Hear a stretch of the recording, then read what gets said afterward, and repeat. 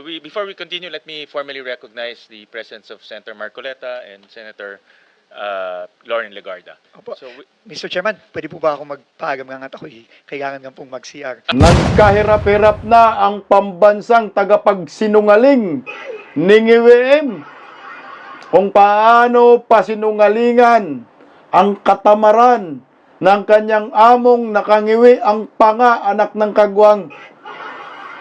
Galit na naman sa atin itong mga hinayupak ng mga bubonistang, tanganistang, loyalista ni Ngagba.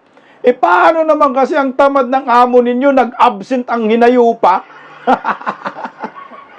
Hirap na hirap sila pa. Paano po ipagtanggol itong si kabulastugan ni Iwim sa ASEAN, anak ng kamote? At pag-usapan rin po natin, nako, ito yung pinakamaganda. Ito na nga ba ang daan ng papuntang Republic of Mindanao? Nako, Davao City. Meron na po silang tinatawag na Davao Tourist Passport. Nako, magandang pangitain ho ito. Para yung mga buhayang pupunta sa Davao ay mamonitor yung pasok at labas. Lalo na itong si Antonio Trillanes, anak ng kagwang. Okay to. Practice na tayo na maging Republic of Mindanao. Wow, ito, pag-usapan rin po natin itong gabinete ng NGWM na nagkaihi-ihi na. Naihi nang makita si Senator Marcolita, anak ng kagwang. Si Dizon, na dati-rata ay 50 anyos ang muka, ngayon 80 anyos na mutina at gumigiwang na rin yung panga. Naihi sa Senate budget hearing tungkol sa pundo ng DPWH nang makita si Senador Marcolita, anak ng kagwang. Maihi ka talaga kay Senador Marcolita eh. Ang tapang, ang talino. Ito, bago ang lahat, palike po muna, pa-share, pa-subscribe at pakipindot po ang inyong notification bell upang lagi po tayong updated sa ating mga video. At sa mga trolls, huwag po kayong mahiyang mag-subscribe kayo. Para pag may video tayo, alam na ho ninyo pag mang-trolls na kayo. At suportahan po natin ang Birada Aguila YouTube channel. May live po kami dyan. Sa mga gusto makapanood po sa akin ng live commentary, sa Birada Aguila po tayo, YouTube channel. Alas 2 hanggang alas 3 ng hapon, minsan alas 4 po yan. Maraming salamat in advance sa mga mag-subscribe din po. Unahin na nga ho natin itong nagkaihi-ihi, no? Bago yung boy tamad, nagkaihi-ihi na ho si Vince Dizon. Hindi niya po alam kung paano po i-control yung kanyang kaba. Kasi pag naihi ka daw, kinakabahan ka. No? Hindi ka makabahan kay Senador Marcolita pag nagtanong. Talagang bulilyaso ka. Unahin po muna natin kasi medyo mahaba ang topic natin dito kay Senador Marcolita. Ito po, pakinggan po natin, panoorin natin yung nagkaihi-ihi, anak ng kagwang. Ito, narito. Before we continue, let me formally recognize the presence of Senator Marcoleta and Senator Lauren Legarda. Ayan na. So, Mr. Chairman, pwede po ba ako magpahagam nga at ako kailangan nga pong mag-CR? sige, Nung dumating sige. po si Kailangan- Senator Marcolita. At the very least Kailangan naman, ko ata mag-CR. at the very least naman sa bigat ng trabaho niyo, Pasensya na po. payagan namin kayo mag-CR at the very least. CR daw! Alam mo kasi pag ang tao naihi, kinakabahan yan, anak ng kagwang. Kabado, kaya nagtatawag ng CR. Dapat, Vince, nagdala ka ng diaper. Yung adult diaper, magbaon ka.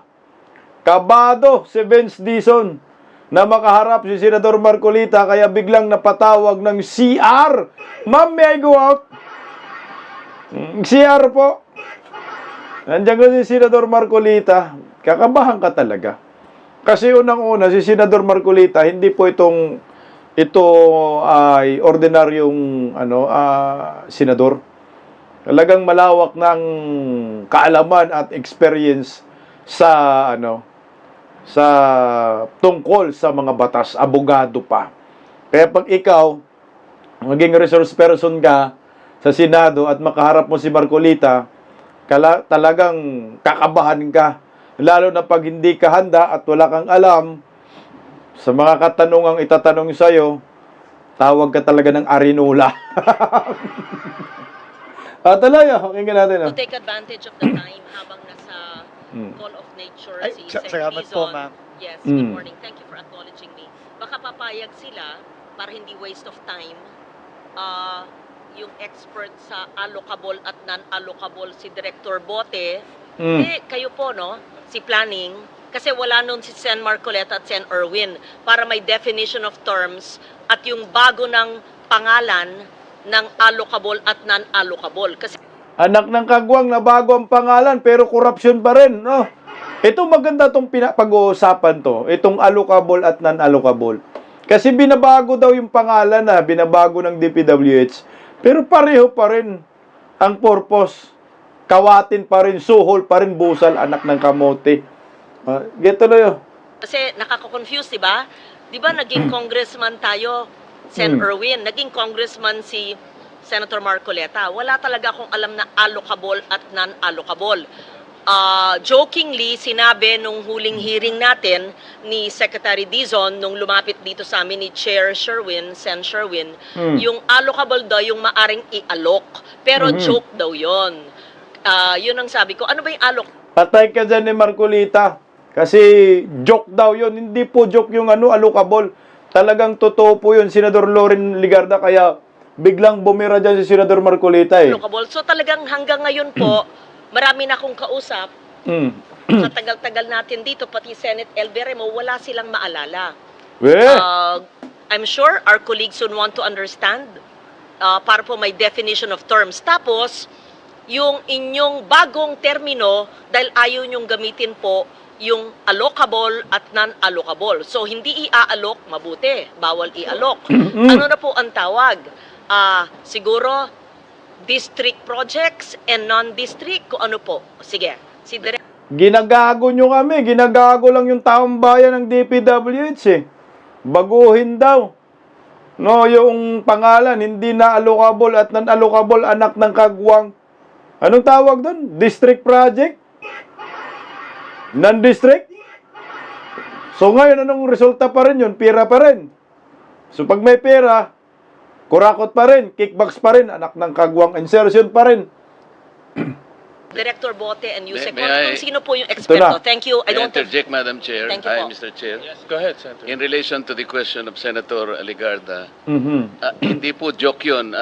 Yung allocable, if you will note, during one of those hearings in the Blue Ribbon Committee, yun pong allocable, inadmit po ni former Secretary Bonoan. Nandun po silang dalawa ni Yusek Cabral nung tinanong po namin yung allocable.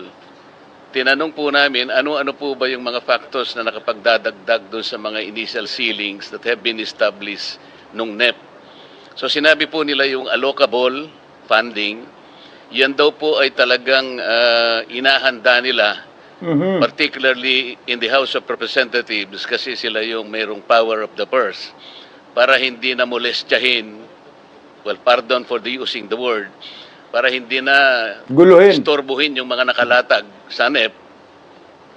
Talagang provision po yun na talagang pambibigay dun sa mga members ng House.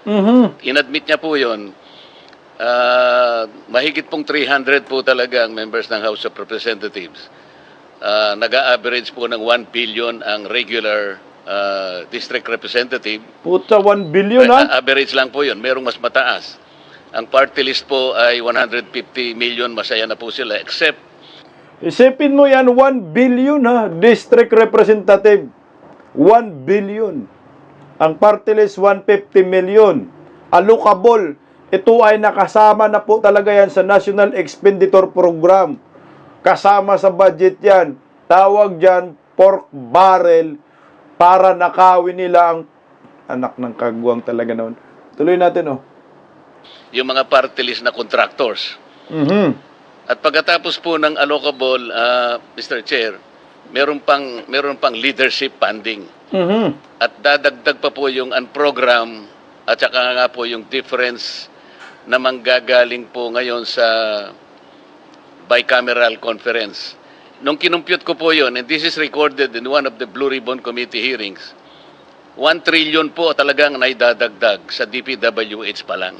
Mhm. And 1 trillion pesos, ito po yung sinasabi naming taba, kung yun po ay ibabangga natin sa 6.325 trillion na budget ng 2025, 1 trillion is almost 15%. So, hindi po siya joke. Inamin po yun nung recorded po ito. Thank you, Mr. Chair. 1 trillion pesos ang taba sa pondo na ipinasa taon-taon. So ito 2025, yan yung allocable leadership funds. Check, no? Kalakalan na ngayon sa Marcos admin. Nagkanya-kanya ng palusot. Nahayaan ho kasi ang tungkol sa corruption. Kasi yung mga leader din, mga kurakot, tabla rin mga hinayupak na yan, mga halang ng bituka pagdating sa pera. Ewan ko, imposible naman si Loren Legarda kung hindi niya alam ito. Sa bagay, hindi naman siya kongresista. No, sa panahon ni Bangag, yung ganitong allocable at leadership funds, sa panahon naman to ni Tambaluslos. So, ang may alam nito, si Erwin Tulpok. Alam yan ni Erwin. Kaso ang problema ito, si Erwin, parang nagmaang-maangan na hindi niya alam ang allocable at non-allocable leadership funds. Nagmaang-maangan siya dyan, kaya bigla siyang dumiga ba? Bigla siyang nagsalita dyan para kunyari, wala siyang corruption, ka. O ito, pakinggan natin, tuloy natin. Mr. Chair, may I? Go ahead, Senator. So, Senator Marcoleta, do you mean itong allocable na ito, itong leadership na ito, suhol o lagay sa mga mambabatas? Can you please specify? Ganun ang naging conclusion doon, Mr. Chair. Kasi nga, sabi ni Secretary Bonoan, para hindi nagalawin. Pangsuhol talaga. So, nung po tinanong ko magkano yon, 450 billion pesos. Mhm. Pagkatapos yun pong leadership, alam nyo naman po yung leadership sa House, merong speaker, may deputy speaker, merong majority leader, at napakaraming assistant and deputy majority leaders. Isama mo po yung mga chairman at saka vice chairman ng Appropriations Committee. Yun po yung 450 billion. Recorded po ito. Mhm. At pagkatapos yung leadership, 100 billion yan. Pucha. Nakarecord po yan. Ang program, 150 billion. At yung difference na po, pagkatapos na ng NEP at saka yung GAA, another 400 billion pesos. Yun po yung 1 trillion na taba na hindi naman kailangan po ng ating DPWH kung tutuusin natin. Salamat po, Mr. Chair. So bawat pondo na pinasa ng IWM may sobrang 1 trilyon. So yung 1 trilyon, ito yung pork barrel Erwin Tulpo. Alam mo yan, anak ng kagwang maangang ka pa. Ngayon itong pork barrel na ito ang makakuha dito at magiging swerte dito kung luluhod ka kay Martin Romualdez. Pag lumuhod ka kay Martin Romualdez, kasama ka dito sa allocable funds. Leadership funds. Tiba-tiba kayo dito. Kaya nga sabi ni Kong Pulong Duterte, hindi ako luluhod sa piking Panginoon na si Martin Romualdez Tambaluslos. Dito kinukuha yung pambusal sa mga kongresista. Kaya nga ho yung impeachment laban kay Vice President Inday Sara in-impeach si Inday Sara sa Kongreso, walang basa-basa ng articles of impeachment, yung mga pumirma. Ang tiningnan nila, pira. 150 million bawat pirma. Tara, pirma na tayo. Pera ho yan. May pangako pang tupad, AX. Meron pa pangakong mga infrastructure project, flood control. O talagang pipirma ang mga hinayupak. Ngayon, alaot kayo, mabulilyaso ho kayo. Yan ang totoo niyan.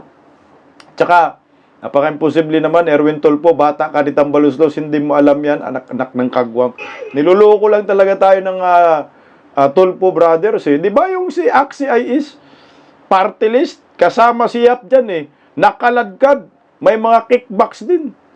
Sa yung nabanggit dyan ha, nung panahon ni yung nagkwento si Gutisa, na nagde-deliver ng pera para sa mga para kay Martin Romualdez Buaya at Saldico. Oh, ito. Talagang mahihi ka dito, Vince Dizon. Di ba kamakailan merong isiniwalat din yung anak ni Loren Legarda na si Leandro Leviste patungkol umano sa mga tauhan ni Vince Dizon na mga kontraktor at may mga kaugnayan sa mga kontratista. No, may kaugnayan sa mga kontratista. So ngayon nga na-question din po yan ni Senador Marcolita. Talagang maihi ka, Vince Dizon. At yung isa nga di ba, nag-resign na dahil pinangalanan ni Leandro Leviste, anak ni Loren Legarda, na itong taong ito, Yusek na ito, ay may koneksyon sa mga kontraktor. Ito, excuse me po. Natanong rin po yan ni Senador Marcolita at napag-usapan. Pakinggan po natin ito, mga kabisda ko. Opo. So hindi pa, right now po, ang immediate po kasi naming naging action pagka-file namin ng kaso ay ito nga po, nag-show cause order kami sa lahat to initiate administrative proceedings against the 16 na hindi pa dismissed. Teka lang, ito yata yung mga hinahanapan kasi ni Senador Marcolita, itong si Vince Dizon. Sino yung mga kinakasuhan nyo? Nasaan yung mga na-dismiss? Kasi I think may kinakasuhan sila sa ombudsman eh. Ito. Nagpa-show cause order na kami agad-agad sa kanila para masimulan na po yung administrative case against them, no? And in the process of that, when we received the suspension order from the ombudsman, sinuspend na ho namin at Which is nag-appoint. ineffective. Yun ang sinasabi ko. Opo. Pero right now po, hindi naman po ginif. So right now, they are all suspended. No? At ongoing na po yung administrative process against them. So for all intents po sa amin, at least sa administrative case, tuloy-tuloy lang po kami, Mr. Chairman.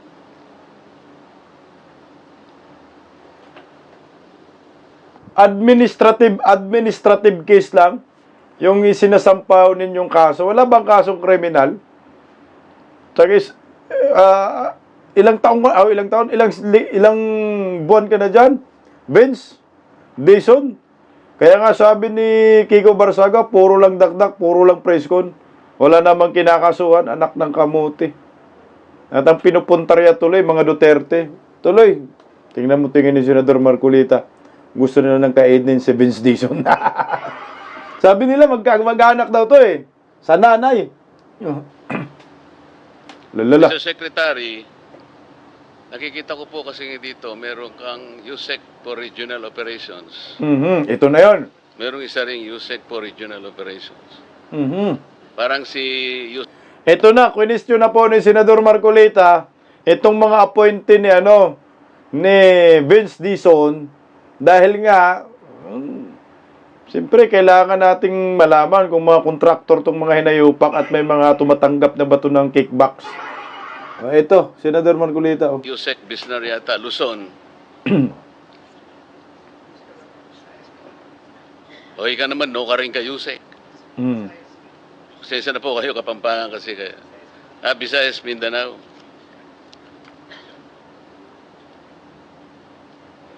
Pero, Mr. Secretary, Ito na. yung DPWH Undersecretary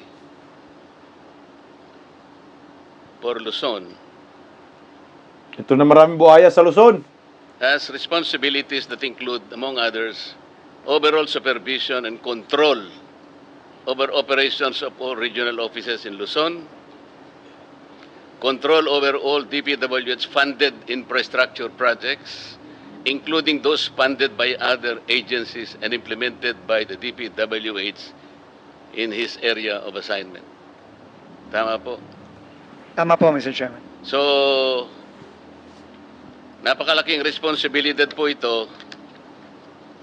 Pinagtiyagaan ko pong ipagtanong ang pinanggalingan po ni Yusek Bisnar. Medyo nakakabahala po. Pasensya na po,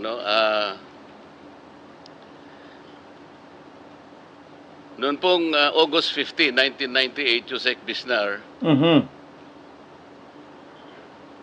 hanggang October 4, 2000, or 2 years and 1 month, kayo po ay nasa PHAU Headquarters Support Service, HSS. Ang ibig pala sabihin ng PHAU, ito po yung Personnel Holding and Accounting Unit Mhm. na nakakabahala po ang kalagayan sapagkat ito po pala ay mga police personnel assigned to PHAU for various reasons, including secondment to other agencies, those on study leave, or those under floating status, Mhm. such as personnel with pending criminal investigation, etc., etc. And then, in January 16, 2002 to November 7 to 2002, ganun din po, PHAU HSS. Ganun din po sa November 8, 2002 to 2003, 4 months ito. Mhm. Ang pinaka medyo madugo rito, Secretary, PHAU HSS, March 4, 2003 to March 15, 2012, or a period of 9 years. 9 years? Ano po ang, bakit po kayo naka-float ng ganito katagal pong panahon? More than, from 1998 to 2012, Nasa that's more holding than 11 facility. years. Were you in floating status, sir? Putya, no? Ang tindi ng hinire ni Vince Dizon. General ito, police to ha. Pero floating ng 11 years, may history. At hindi lang isang bisis, 3 bisis. Yung history ng naturang inappoint kayo ni Vince Dizon, music. Pag tiningnan mo yung background, palpak na. Vince Dizon. Hindi ka ba nag-background check bago ka nag-hire? Wala na tayo dito. Kasi nga pag na-floating ka, nasa holding facility ka, may kaso ka dyan. Kagaya ni Torin. Si Torin nasa holding facility siya, di ba? May kaso siya. Kasi nagmukha siyang nagmukha siyang presidente. Sumakay pa naman ng animal. Kala mo talagang presidente. Ang daming kabulastugan. Gusto niyang agawin yung trono ni BBM Kaya ang resulta, si Bak sa pagka-PNP chief, ayan, nasa floating status. Ito yun, kagaya itong tinutukoy ni Senador Marcolita, na appointee po ni Vince Dizon. Putang, hindi ba kayo nag-background check? Ito, natanong, bakit ganong katagal? Ganong kakatagal? 11 years, nasa floating status, anak ng kagwang. Di walang kwentang pulis ito, pero naging general pa, 11 years floating, naging general pa. I think general ito, tuloy tayo. Ito yun. Mr. Chair, with the permission of the Go ahead, Secretary. Yusek. Ayan na. From 1998 to 2001, Mr. Chair, I was detailed to the Presidential Anti-Organized Crime Task Force. What is that, sir? The Presidential Anti-Organized Crime Task Force. Yun Mr. yung Chair. PAOK-TF. Yes, sir. That's 2001 to 1998 to 2001 Oy. or 2002, Mr. Chair. Pero bakit ang nasabi ni Senador Marcolita, floating ka, 1998, 11 years? Sa PAOK daw siya 1998. Pero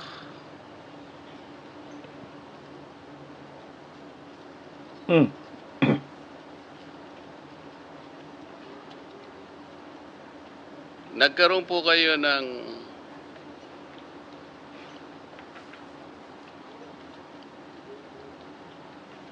you obtained your bachelor's degree, Philippine Military Academy, 1986-1990 po. Yes, Mr. Chair.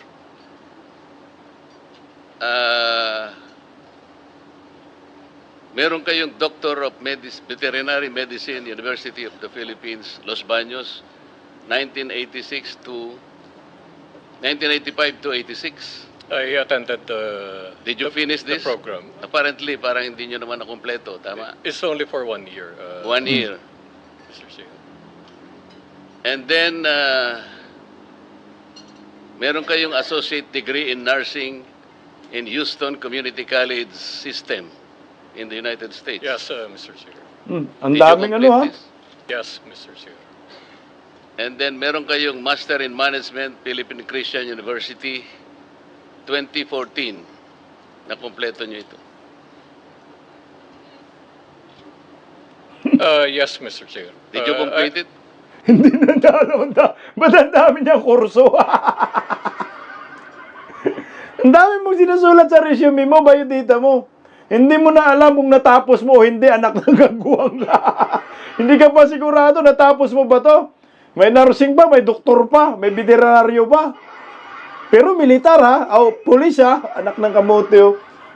Ba't nagawa niya yan? Oh. Yes, Mr. Chair. I'm not sure of the exact- Masteral degree, you completed it in 1 year? It's a master's program offered by the PCU, Mr. Chair. So it's not a degree, it's a program. Mhm. Nakasulat po kasi sa Degree. Masteral degree nakalagay. Biodata. yung background ay masteral degree. Anak ng kamuti, sinungaling ka, Chip. Masteral degree 1 year. Anak ng kagang naman, oh. Alam ko yung masteral, 2 taon, 3 taon, di ba, oh? Sa mga nagmamasteral dyan. Masteral program pala yan. Anak ng kamuti. Okay, tuloy, oh. It's a degree, Mr. Chair, Uy! offered by PCU. How can you complete a masteral degree in 1 year? Oh. It's in tandem with the officer's senior executive course that they offered. There are a lot of us who graduated from that program, Mr. Chair. Mr. Secretary, Anak ng kagwang, oh, 1 taon lang, masteral degree na. Putsang, i-research nga natin yan sa Manong Google. Ano bang ano yan? Ang anak ng kamuti, alam ko, 2 to 3 years yan, masteral degree. O, tanungin natin si Manong Google, ha? Ilang, para sigurado tayo, ilang taon ang master's degree? Ito, ilang taon ang master's degree? Kaya lang. Awards, oh. How many years in a master degree? Puta, 3 years nga eh.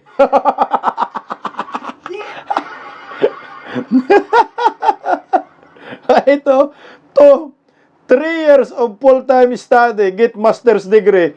Pero sa kanya, 1 year. Mga almost, meron ding 2 taon, 2 taon meron din, pero walang 1 year, anak ng kagwang talaga, oh. Pero sa kanya, 1 year lang daw, oh. Anong master yan? Sir, anong masteral yan? Master sa pagsisinungaling? Master sa pangungurakot? Yan tayo eh. Questionably ka dyan. Kung 1 taon lang sinabi mo, meron ka ng masteral degree. Pero ang dami niyang pinag-aralan, no? Samot-sari. Tuloy na, Senador. Secretary, kasi yung concern lang naman dito, palagi siyang nasa PHAU, HSS. Parang hindi naman Pang DPWH. ibig sabihin ay walang makikita talaga. Ano ba yung nangyari within let's say 11 to 12 years na palagi siyang nasa PHAU? Holding. Meron pang PHAU Directorate for Personnel and Records Management. Nakahold lagi. So this is clerical. This is something clerical. Ngayon po ay without belittling the capacity, hindi ko po siya kilala. I'm only basing on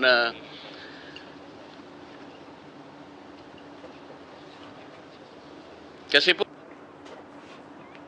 Puro na sa holding facility lagi siya. Naka-floating restaurant, anak ng kagwang. Parang taga Buzul ba, floating restaurant lagi. Oh my gulay. So, Mr. Secretary, this is a very important position. As I said, I do not know him. I just relied on some of the facts which he admitted today. This is a huge responsibility. It's not only overall supervision, but he will be placed in control over operations of all regions in Luzon. Alam naman po natin dito ang pinag-uusapan natin sa Blue Ribbon Committee na talaga takot-takot na anomalya po yung ano. I am just a little bit wary na I do not judge your discretion in hiring personnel, Mr. Secretary. But just the same, you may or may not know about all these details. I will probably provide you with this. Thank you very much, Mr. Chair. Mr. Chair, Ang laki ng problema ni Vince Dizon dito, no? Kasi nga, yung mga hinahire niya pala, may mga problema, may mga kaso, administrative case. Hindi maganda yung background. Tapos ito, nahawak ng Luzon, patungkol sa DPWH, anak ng kagwang. Walang background sa engineering, tapos DPWH, bakit nandyan siya? O baka naman, tama yung sinasabi ni Leandro Lebiste, na may mga koneksyon ito, na mga kontraktor. Kaya ito yung hinire, anak ng kamote, magkano na ba? Nakulimbat. O ito, sumabat dyan si Vince Dizon at ipinagtanggol niya po ang kanyang mga hinire. Mr. Chairman, if I may just Yes, go ahead, quick, Secretary Dizon. quick manifestation. First of all po, I've worked with Undersecretary Bisnar, former General Bisnar, for several months already. Former General Bisnar was recommended to me when I was appointed to be DOTR Secretary in February. And since then, we have worked together very closely. As he was head of the Office of Transportation Security. Hoy, hungang! Several months pa lang kayo nagkasama, nagtiwala ka na ng todo, tapos nirecommend lang pala sa'yo, hindi mo talaga kilala. So mas nakilala pa tuloy ngayon ni Senador Marcolita, itong inappoint mo dyan sa DPWH, pambira ka. Yes, and together we were able to really work hand in hand to virtually eliminate the problems of Laglagbara and other problems facing. Ano problem sa Raglagbara? Nabulol na rin siya, no? O Raglagbala. So may Raglagbala talaga pala. Bumalik yung Laglagbala sa panahon ni Bangag kasi nabanggit niya daw, kasama niya sa DOTR, paglaban sa Raglagbara. Panimal, dumipinsa. Our airports, and from what I know of him, he's a man of integrity. He's a man of even anyone who I talk to in the Philippine National Police, speaks very, very highly of General Bisnar. And this. Paano nagiging talaga? Yung may integridad. Highly integrity daw, sabi niya. 11 years naka-floating restaurant, anak ng kagwang. Sabi ni Senator Marcolita, This is why I invited him to join me in this very, very difficult task of cleaning up the DPWH. But nonetheless, any report such as this, of course, is very important to me personally. And just for the information po of the committee and of Senator Marcoleta, I asked the NBI as well as the private sector groups to help me independently vet all the undersecretaries and assistant secretaries that I have personally brought into the DPWH. And ang tanga mo!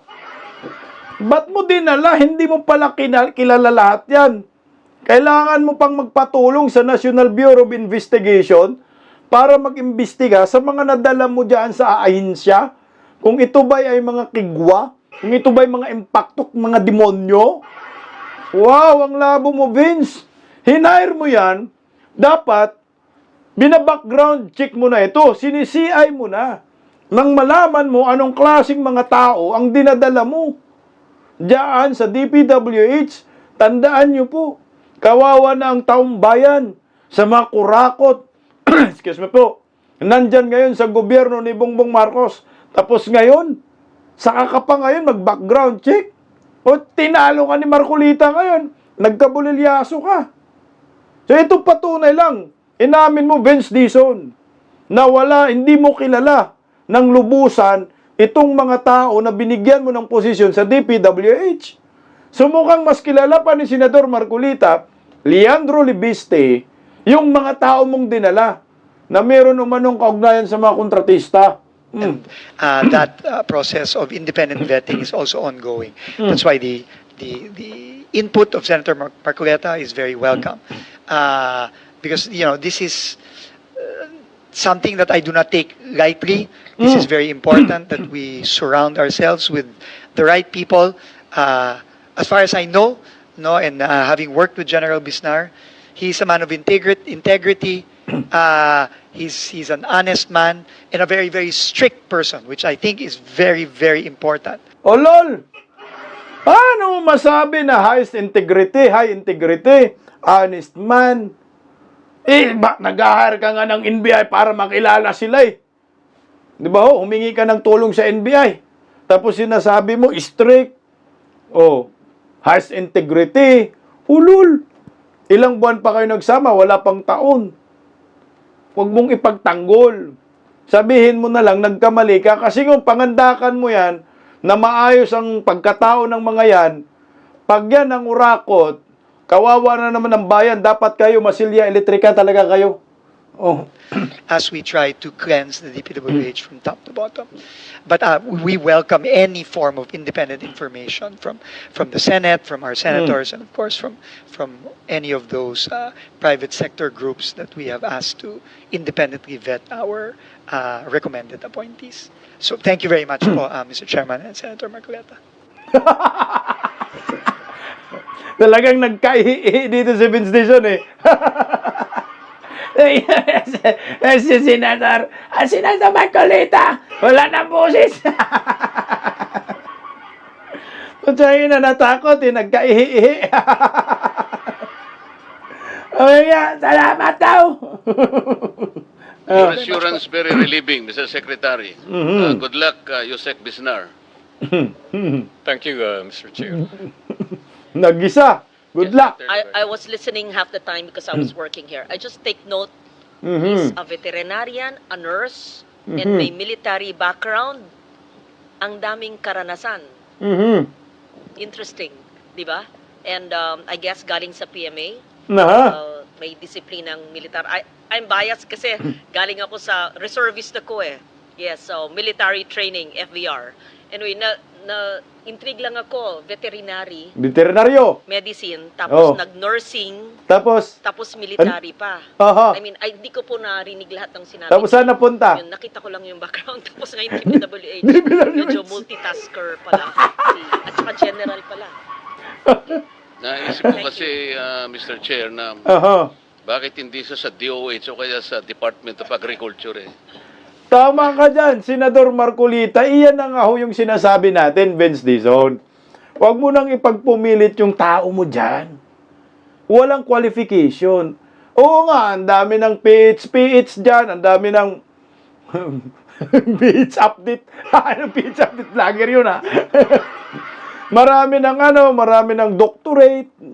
Yung isa piki pa. Nang huwa lang daw ng isang taon, malaman-laman natin, 2 to 3 years nung mga master degree, di ba? Maraming karanasan, nagiging nursing pa, veterinaryo pa. Pero, ang bagsak DPWH, walang background sa pagiging engineer, dito tayo nagka-problema eh. Dahil pinipilit natin itong mga taong ito na ilagay dyan sa departamentong iyan na hindi alam ang pagdating sa bidding-bidding. Baka ang alam dyan, pangungurakot lamang. Walang alam sa mga proyekto. Paano niya masasabi na substandards ito at saka standards kung wala siyang background sa engineering department? Anong background niya? General. Bakit siya naging general? 11 years na floating. Holding facility. Kaya nagkalabo-labo tayo eh. Nagkalabo-labo ang bansang ito dahil labo-labo ang mga namumuno. Kaya nga, lead by example talaga. Kung bugok ang leader, bugok din ang followers. Umuti. Saan ka kumuha ng kapal ng mukha, Vince? At sino nag-recommend dyan sa taong iyan? Kilala mo ba yan? Saan ang galing planeta yan? Planeta ba yan ni Vegeta yan? Planeta ba yan ni Bindalo, Erwin Tolpok? Anak ng kagwang eh. Kawawa ang Pilipinas sa gobyernong nakangiwi ang panga.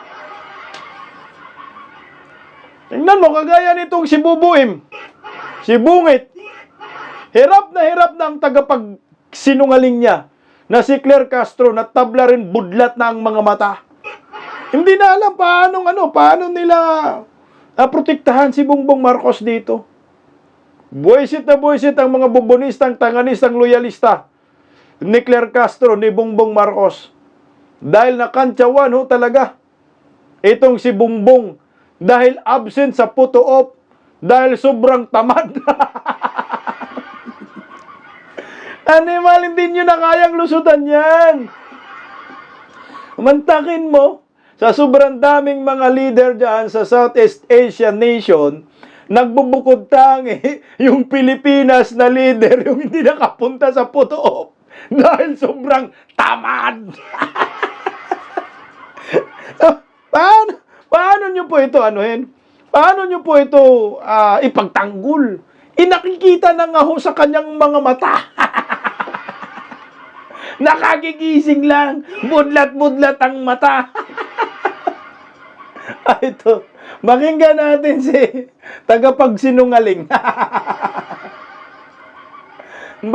Bakit daw si Ngiwem hindi nakasama sa mga Southeast Asia leader? Ano bang nangyayari dyan kay Claire Castro? Namaga na rin mukha niya. Namaga na ang mukha ni Claire Castro sa tagapagsinungaling. No? Sobrang kasinungalingan, napitos na. Napitos.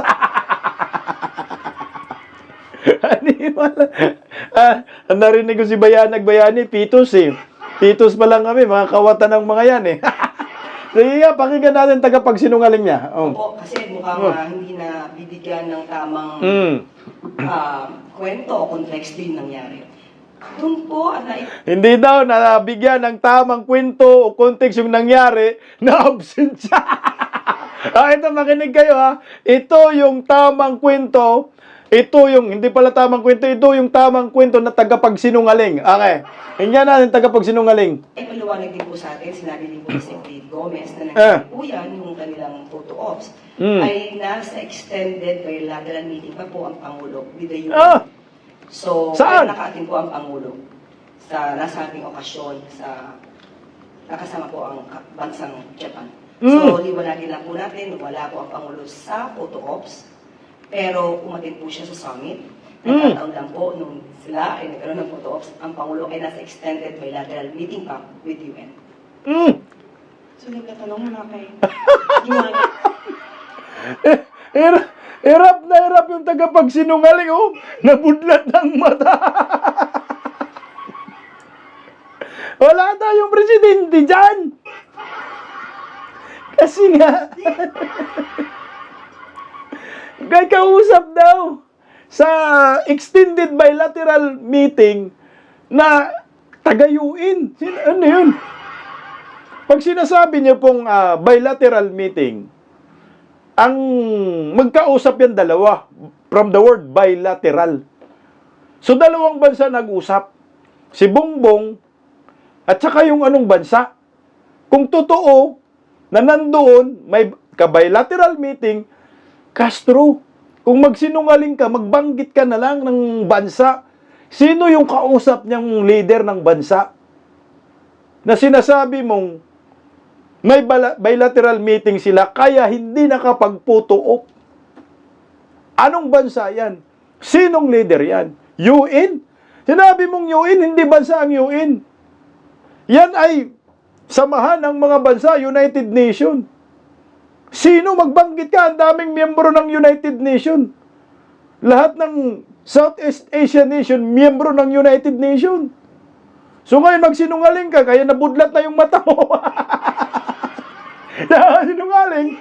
Nasabihin mo na may kausap na ibang leader, kay bilateral, kaya na wala siya dyan sa photo, pero nakarating. May picture ka ba? May video ka ba na nakarating? Puta, wala. Inatsipwera yan. Sinusuka yan si Bongbong. Ayaw nila ng may mga kurakot na kasama sa picture. Sinungaling pa kayo. Na halatang halata ng kasinungalingan ho ninyo. Hindi na ho, tanga ang tao. Merong mga tanga, mga bubonistang, tanganistang loyalista ni Ngagba. Sabihin nyo na lang na nalunod kayo sa kasayahan. Na milyon-milyon ang halaga ng alak. Tanong mo kay Baki, hindi yan umiinom na hindi kalahating milyon ang isang buti ng alak. Nasubrahan kayo, kaya ang resulta, budlat ng mata. Ilang mata mo, Claire Castro, budlat ng mata mo. Sinong ka-meeting niya? Lahat ng leader ng Southeast Asian Nation, nandyan, magkasama. Lahat. Sinong wala dyan? Si BBM lang. Oh, sinong ka-meeting niya? Multo. Ka-meeting niya yung tatay niya, advisor niyang multo. Oh, wow. Wala na, hindi nyo na po kayang lusutan ito. Sabihin nyo na lang na nasubrahan kayo ng tagay. Kung ano man pinanggagawa ninyo, pinagwawalwal ninyo yan, pera ng bayan yan, kaya ang resulta, hindi kayo nakadalo sa naturang event. Kung nakadalo, magpakita kayo po ng video, ng picture, nakausap ninyo yung bagong Prime Minister ng Japan. Wala kayong naipakita. Dahil nga bulilyaso kayo, nasubrahan ang inyong katamaran, at hindi po para sa bayan ang pinunta ninyo dyan, kundi para sa inyong sariling interest na walang mapapala ang taong bayan dyan. Gumastos ng milyon-milyon ang mga taxpayer, pero kayo, ang saya-sayaho ninyo sa pagwawalda sa kaban ng bayan at kahihiyan lang ang naidulot po ninyo dyan sa Asian Summit sa Malaysia. Mabuti pa yung taga Timor-Leste na bagong miyembro ng Southeast Asian Nation, kasama pa sa photo op at kasama itong Prime Minister ng Japan. Si Bongbong Marcos nasan? Putang ina, nagkalat lang kayo dyan sa Malaysia, sana'y umuwi na kayo. So ano ang ipinagmamalaki ninyo pag uwi ninyo? Puro kasinungalingan pa rin. Ang dami ninyo dyan, mga kabinete ni Bongbong Marcos. Anong pinanggagawa ho ninyo dyan? Ikaw, Claire Castro, ang ginagastos mo galing sa kaban ng bayan. Pero ang trabaho mo, pambansang tagapagsinungaling ni Bongbong Marcos. Lahat na lang ng kasinungalingan, ginagawa mo. Kaya ang resulta mo, budlat na ang mata, anak ka ng kagwang ka. Yan naman ang totoo. Kaya mas maganda na ho itong nasasagap nating mga balita. Tayong mga Taga-Luzon, tayong mga taga-Mindanao, humiwalay na tayo sa Luzon, anak ng kagwang. Puro budol-budol mga namumuno, puro mga scammer, puro mga kurakot. Ang mga buhaya nagsiksikan sa Luzon. Nasa Palasyo de Polvoron, Kongreso, Senado. Kaya mas maganda pa siguro, mangyari na yung sinasabi ni Kiko Barsaga, Republic of Mindanao. One Mindanao na lang ho tayo. Para magkaroon tayo ng kalayaan, mga taga Mindanao. At makatakas na tayo sa mga sakim sa kapangyarihan. Apelyedong Marcos, Aquino, Romualdez, sa inyo na lang taga Luzon. Magsawa kayo, magpakailanman. Dahil napakaganda po itong ginawa ho ngayon ng Davao Region. Dahil meron na po silang tinatawag na pasaporte. Patay tayo. Mukhang practice na po ito. Para maghiwalay, makipaghiwalay na tayo dito sa Luzon. Ngayon kayong mga kaibigan nating taga Luzon na mga mababait, migrate na po kayo sa Mindanao. Doon tayo sa lupang pangako na matagal nang inaasam at yung pag-uunlad ng rehiyon na ito ay nandyan na, pinipigilan lang ng mga buhaya. Mga kababayan ko, mga kabistak, nagulat po tayo dito. Meron na pong tinatawag ang Davao Tourism Association na Davao Tourist Passport. Yan po ay post po mismo yan ni Ma'am Vivian Villis po at kumakalat na rin po yan sa social media. Bago po natin kumintuhan, basahin po natin yung nakalagay dyan sa Davao Tourist Passport, Davao Tourism Association. Ang sabi, good news for the tourists of Davao City. Hindi lang siguro Davao City, kundi buong rehiyon ng Davao. The Davao Tourism Association is set to launch the Davao Tourism Passport, this HTX 2025, on October 28, 2025 at the Grand Regal Hotel. Davao Tourism Passport is said to be a booklet that tourists can use to get discounts and deals in participating tourism establishments in Davao. Puta, napakagandang pang-akit po yan, ha? Oh, napakagandang pang-akit po yan para sa mga turista na gustong pumunta ng Davao, mamasyal, kumain ng durian, kumuha ng durian at ibato sa mukha ni Bangag at ni Claire Castro. Bakit? Ako, pabor ako dyan. Napakaganda ho yan, oh. Pang-akit. Kung meron kang ganyan, tourist passport sa Davao Region, may mga discount ka sa mga tourist destination, baka kasama pa sa hotels, may discount ka. Transportation, may discount ka, baka may free rides ka pa. Napakaganda ho ng benepisyo ng Davao Tourist Passport. O di ba ho? Kahit ako local tourist ako, hindi man ako taga Davao, no? Davao pa naman yan yung passport na yan, pero gusto ko buong Mindanao na. Kukuha ako niyan. Bakit? Para makabil ako ng mga promo nila. Makabil ako ng mga discount sa mga tourist destination. O kung lahat tayo merong Davao Tourist Passport, di ang saya ng buhay. At makakatulong din po yan sa pagyabong ng turismo sa Davao. Na sana, ganun din sa buong Mindanao na. Pero parang practice na po natin ito mga taga Mindanao na meron na tayong sariling pasaporte. Kaya i-recommend ko po ito. Sana lahat ng probinsya, rehiyon sa Mindanao, magkaisa po tayo. Gamitin natin Mindanao Tourist Passport, hindi lang sa Davao. Magkaisa na tayong taga Mindanao. Lahat kung meron kang ganito, pasaporte, para sa turista, pag turista ka sa lugar na yan, ay may discount ka. Kunyari, ako taga Siargao, pupunta ko sa Davao. Oh, may passport ako. Kayo rin taga Davao, pupunta kayo sa Siargao, edi may tourist passport kayo. May mga discount po tayong maa-avail. Ito yung pinakamaganda. Ito ay para lamang sa mga turistang lokal at international at ang national tourist na gustong mag-ikot-ikot sa Mindanao. Kung ikaw naman taga Mindanao, na gusto mong mag-ikot din sa buong Mindanao, magdala ka lang ng Davao Tourist Passport para maka-discount ka. Di ba? At baka pag tinignan mo, uy, tourist ito, o kailangan natin asikasuhin para pabalik-balik dito sa ating rehiyon.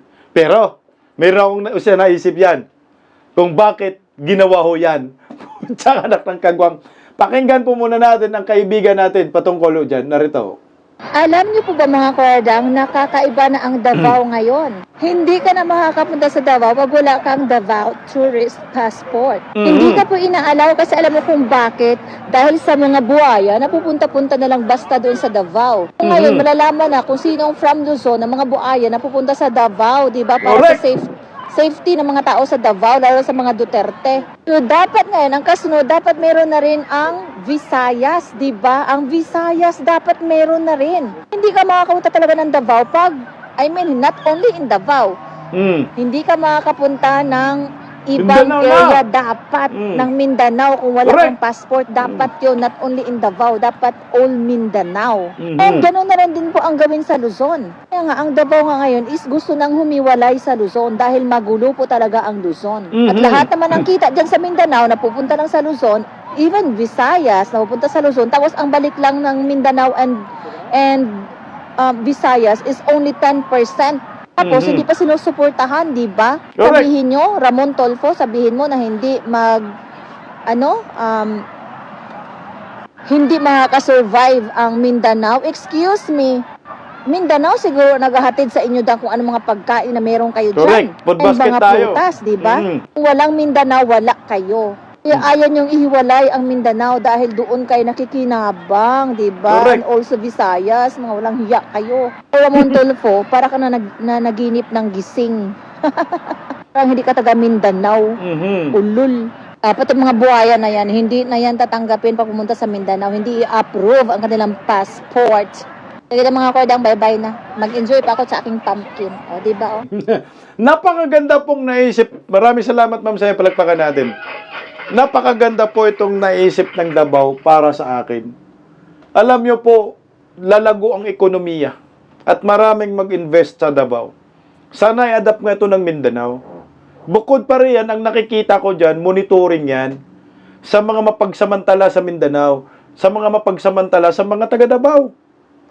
Tingnan mo kung sinong labas-pasok dyan para lang manira sa Davao dahil nandun yung mga Duterte, lugar ng mga Duterte, Baluarte, may pupunta lang dyan, sugo ni Satanas, sugo ni Baki, sugo ni Trillanes, pati si Trillanes pumunta dyan.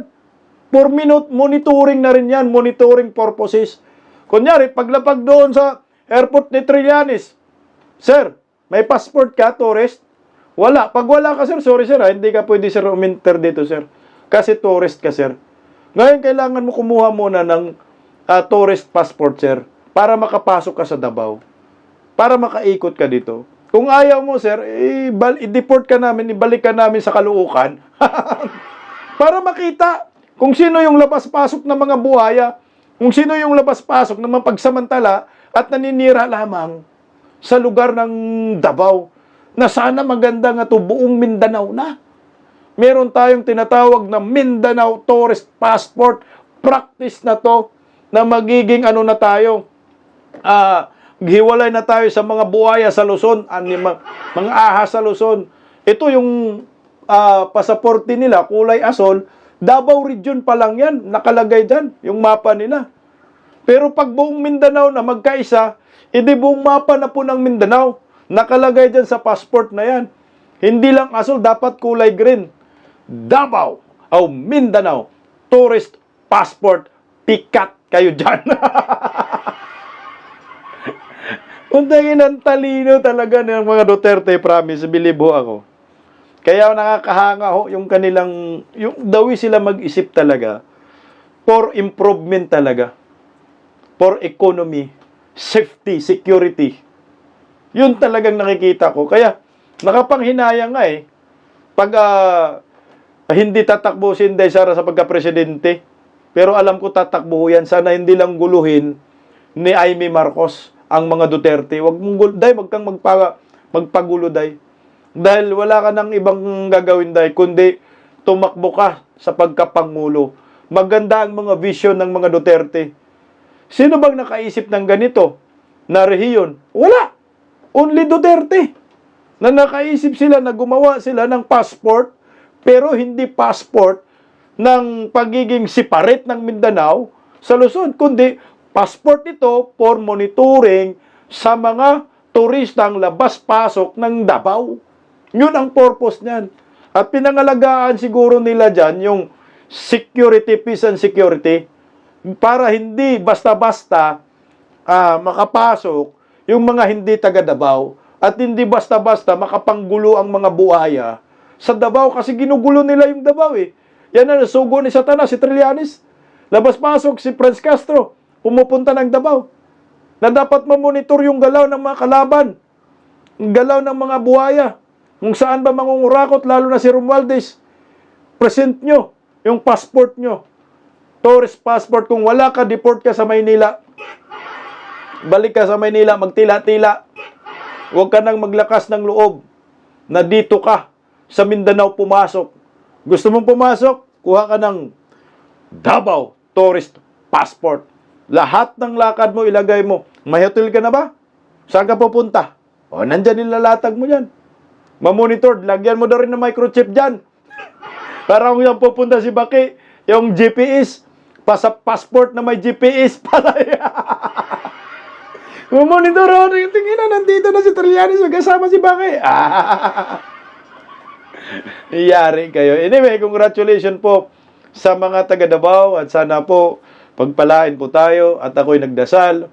Kung hindi man kaya natin patinuin itong si Bongbong Marcos at hindi makinig sa mga kritisismo, constructive criticism ng mga oposisyon. Abaho, mas maganda na ho siguro yung sisiparit na lang kaming mga taga Mindanao. Nagkaroon na rin po kami ng kalayaan at magkaroon po kami ng sariling pasaporte. Good luck po sa ating lahat.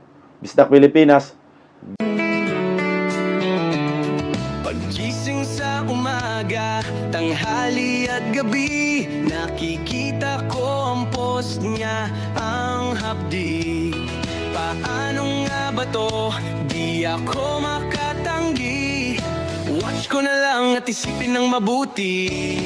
Bisdak Pilipinas.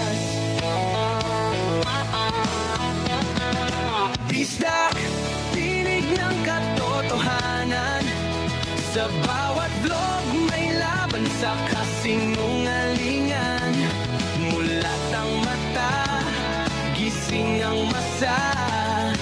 Bisdak Pilipinas, para sa bayan, gumigising sa diwa.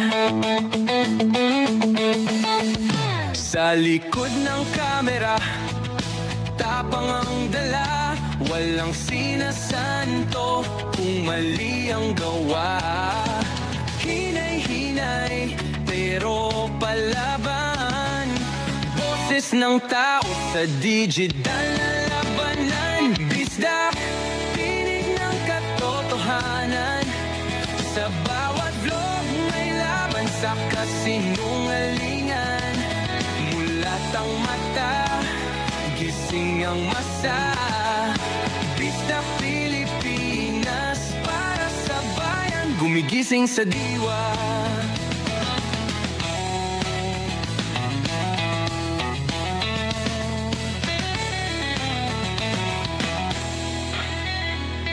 Hindi artista, hindi politiko, pero ang katotohanan, sigaw niya ay buo. Sa YouTube o Facebook man siya makita, may aral ka pa rin, may uwi sa bawat salita.